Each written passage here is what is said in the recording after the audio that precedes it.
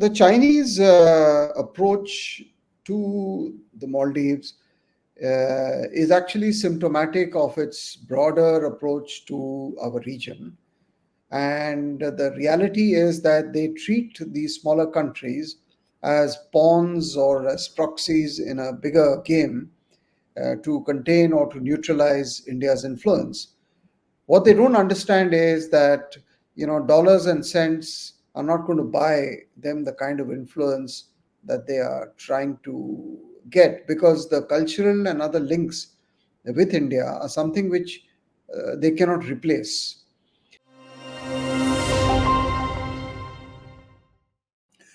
Welcome to StratNews Global. I'm Surya Gangadharan.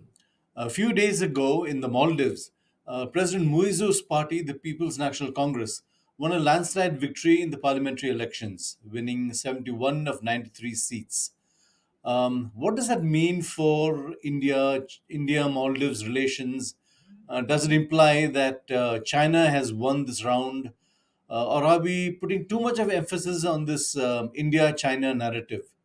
I have with me Ambassador Pankaj Saran, former Deputy National Security Advisor, to give us a lowdown on what exactly he thinks about this narrative. Ambassador Saran, welcome. Glad to have you. Sir, how do you see this victory? Yeah. So I think it's just an expression of the will of the people, democracy at work, where the people of Maldives are exercising their right, which they seem to enjoy, of voting in and voting out governments.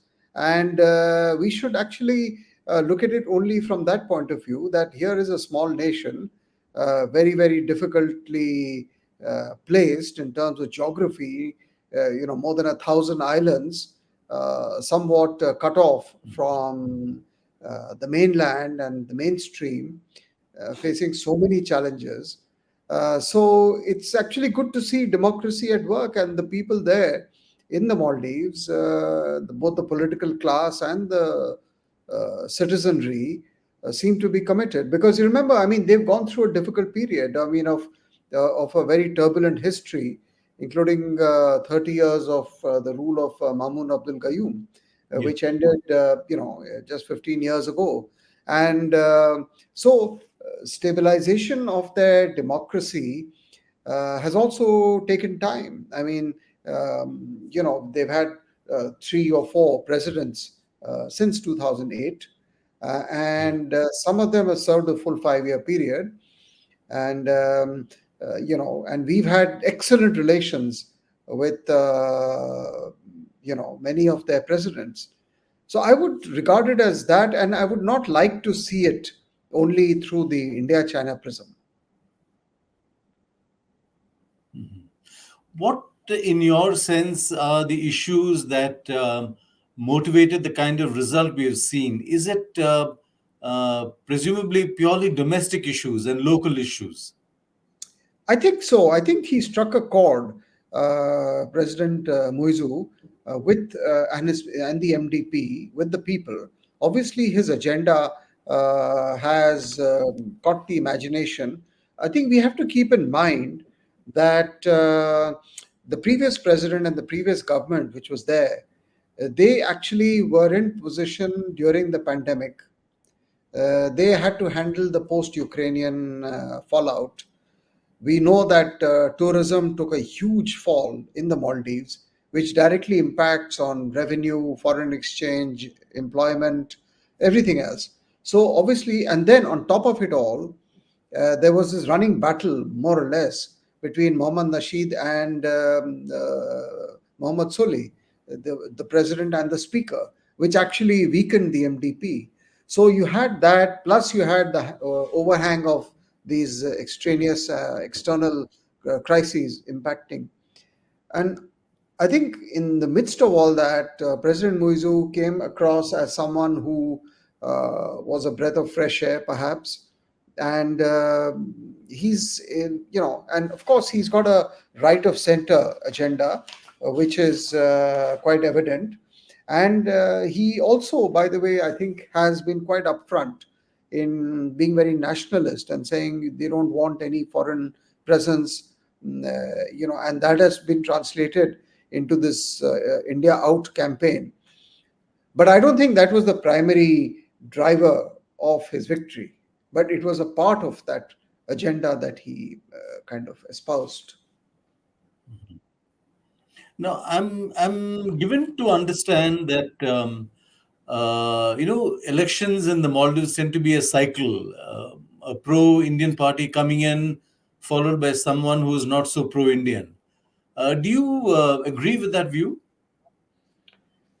Yes and no. I mean, as I said, if you look at the period under President Ibrahim Soli for the last 5 years, that is, from 2018 to 23, the relationship was flourishing. I Yeah. mean, there were so many visits at the summit level, at the ministerial level, so many projects, economic development, and so on and so forth. So we had a good relationship going with them.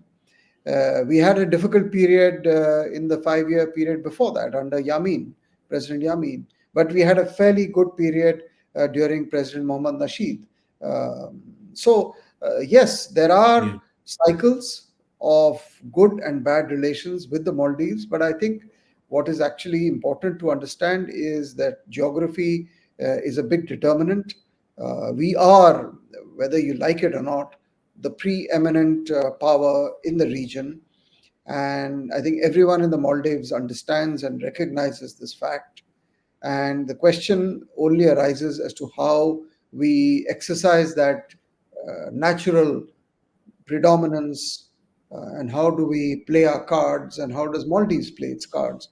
So I think this is very much a evolutionary and a process of of how nation states conduct themselves. And there are good periods, there are bad periods. We just have to live with all of them.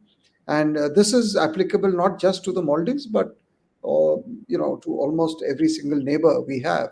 We've had good runs, we've had bad runs, but I don't think we should be overreact or be despondent, um, because there are self-corrective measures and processes that play out.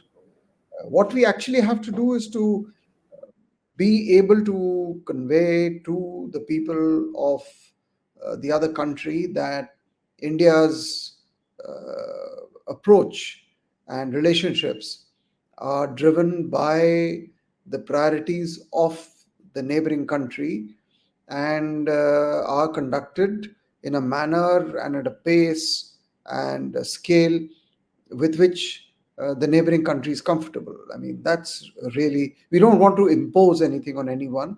And whatever we do has to be transparent, which it has been.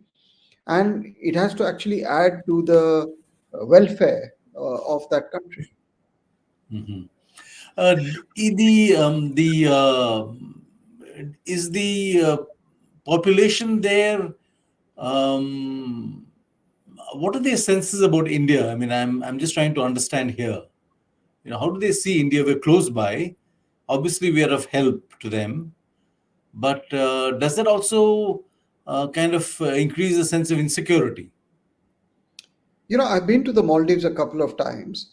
The thing about the Maldives, and particularly a capital or a city like Malé, you have to understand it's so small that even the smallest and the tiniest issues loom very large on their horizon.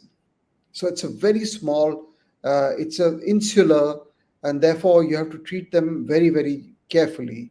Everything relating to the Maldives. And so the people there, because of the fact that they are surrounded by the oceans and somewhat cut off, like to be, like to preserve their culture, their religion, their way of life.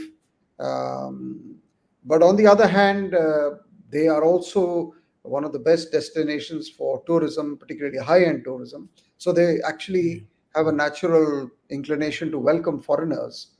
So I think there is a mixed, and then you have a lot of flights from India to the Maldives. You have a lot of connections between the Maldives and Kerala and some of our southern states. A lot of the young Maldivians come for education, for medical treatment. We train a lot of Maldivian civil servants, defense personnel. We are actually engaged in so many development projects, starting from hospitals to bridges to all kinds of things, connectivity. So I think overall, and we are not like, we don't have a land border, so obviously we are neighbors, but yet we are not overbearing. So I Yeah. think on the whole, the Maldivian people have a good image and a friendly image and an opinion about India. Mhm. Does the fact that China hold a major share of the debt of the Maldives, is that a kind of a, an issue with them, a concern? Yeah, so the Chinese approach to the Maldives is actually symptomatic of its broader approach to our region. And the reality is that they treat these smaller countries as pawns or as proxies in a bigger game to contain or to neutralize India's influence. What they don't understand is that dollars and cents are not going to buy them the kind of influence that they are trying to get, because the cultural and other links with India are something which they cannot replace. So the debt issue is very much prevalent in the Maldives as it is in Sri Lanka or Pakistan, and I would say increasingly also perhaps in Bangladesh.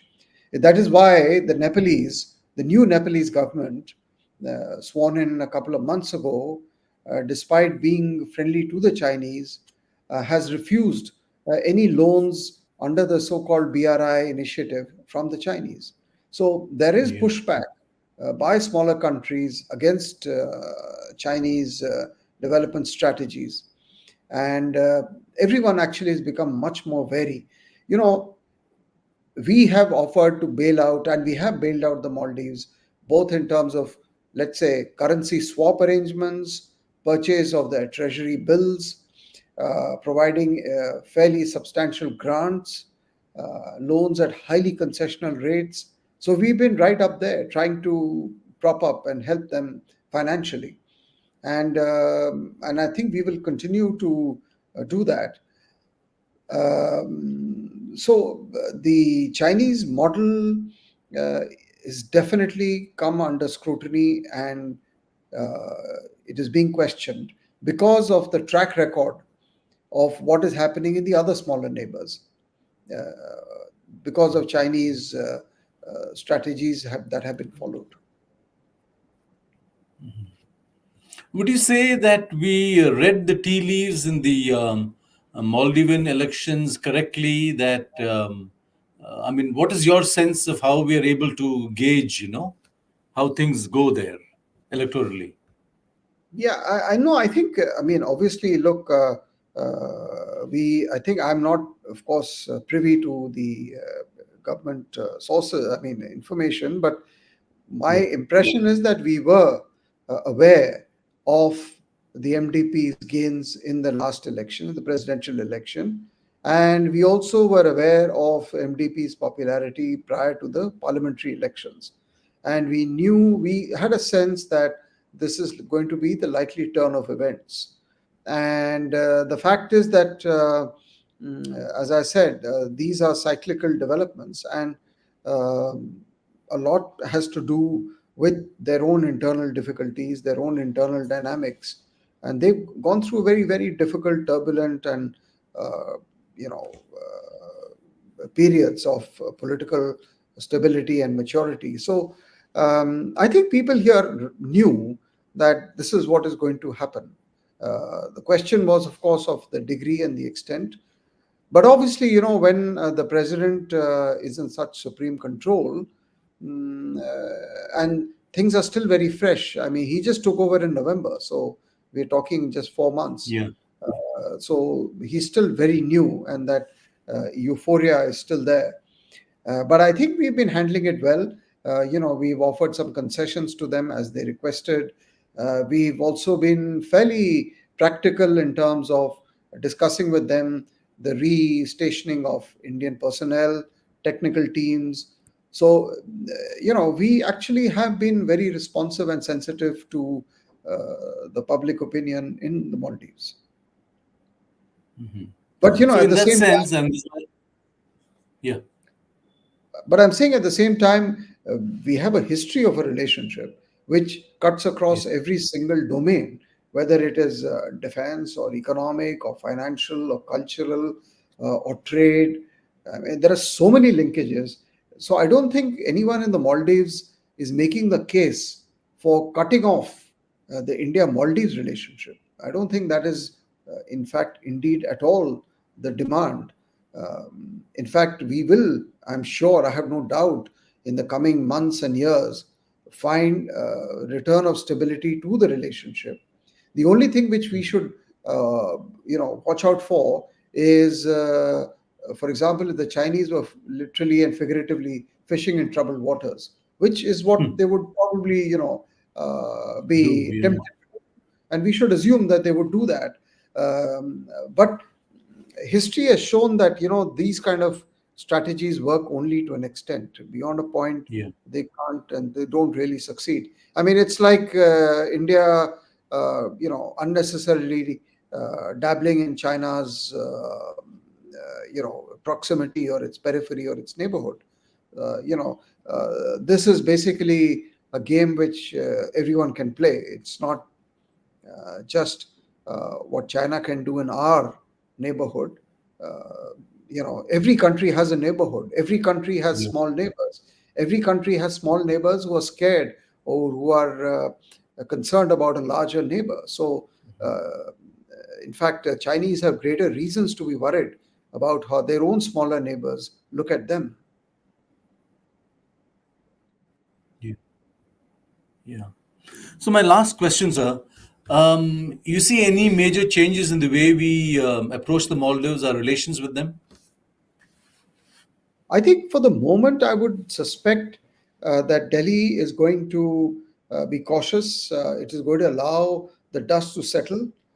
It is going to simply watch the interplay of the political forces, not kind of thrust ourselves onto the internal discussions and debates within the Maldives, and pursue its own agreed to forms of cooperation with the Maldives. So I think it will let tempers and emotions settle down, uh, and prepare and be ready for the medium to long term haul in terms of the relationship. So I don't see many strident statements or anything else like that coming out from Delhi. I think we will probably see a restrained and a mature approach to the developments in the Maldives. And I think it's probably the best thing to do under the circumstances, and continue to cooperate and offer assistance, whether it is financial, whether it is of any other nature,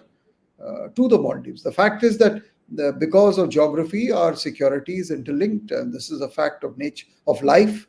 No one can deny it. We face common threats, not least climate change, but piracy, drug trafficking, narcotics, human trafficking, uh, extremism. And all of them are sea-based, ocean-based, and we have capabilities which are at the disposal of the Maldives as they are of with other neighbors. So I think all those assets and the goodwill will continue to be shown by us. Um, and I'm sure that the Maldives will also not do anything or take any decisions or actions which will impact on India's security. And these are things which are extremely well known to them too. I mean, we've trained thousands of Maldivians over the last so many years. We've had so much other cooperation that the awareness of each other's security concerns is quite high. Ambassador Saran, thank you very much for that perspective. I'm glad to Thank know you. that our relations will remain, as always, grounded in pragmatism and a nuanced understanding of the domestic issues there. Thank you very much, sir. Thank you, Surya. Thank you very much. Bye bye. That's all we have for you on this session of edition of StratNews Global. Do tune in for more broadcasts of this kind. Thank you very much. Good day.